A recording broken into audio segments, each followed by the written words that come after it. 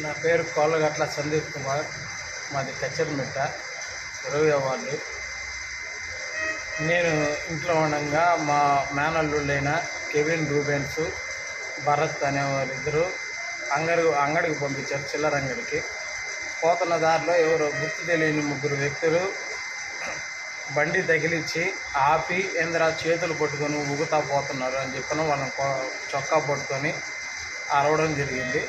వాళ్ళు వెళ్ళిపోయిన వెంటనే మా అల్లుడైన భరత్ నాకు ఫోన్ చేసి, మామ నన్ను ఒకళ్ళు చొక్కా పట్టుకొని కొట్టబోయారని ఫోన్ చేశారు.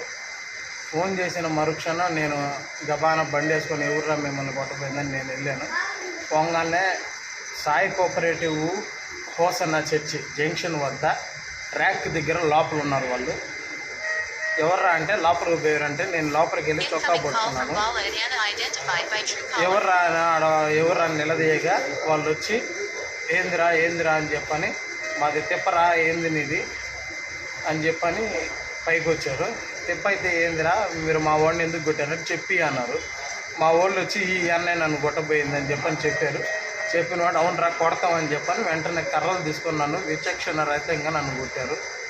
మొహం మీద, తల మీద, మెడ మీద, తల మీద కొడతా ఉంటే చెయ్యి అడ్డం పెట్టుకున్నాను. చెయ్యి అడ్డం పెట్టుకొని చేతి మీద కొడతా ఉంటే నన్ను విచక్షణ రహితంగా కొట్టారు. ఇంకా మా ఇంట్లో వాళ్ళు వచ్చి నన్ను హాస్పిటల్కి తీసుకొని వచ్చారు. అసలు ఎందుకు గొడవ జరిగింది? మా పిల్లకాయలు అంగడికి పోతూ ఉంటే వాళ్ళని వీళ్ళు బండి తగిలిచ్చారు. వాళ్ళిద్దరు చేయి పట్టుకొని నడుచుకుంటూ పోతున్నారంట. వాళ్ళు నీకేమైనా గుర్తున్నారా? వాళ్ళని చూస్తే గుర్తుపడతాను నేనే కాదు, ఆ సెంటర్లో ఎవరు చూసినా కానీ వాళ్ళని గుర్తుపడతాను. ఎక్కడ ఏరియా? కచ్చరిమెట్లో పై సెంటర్లో జరిగింది.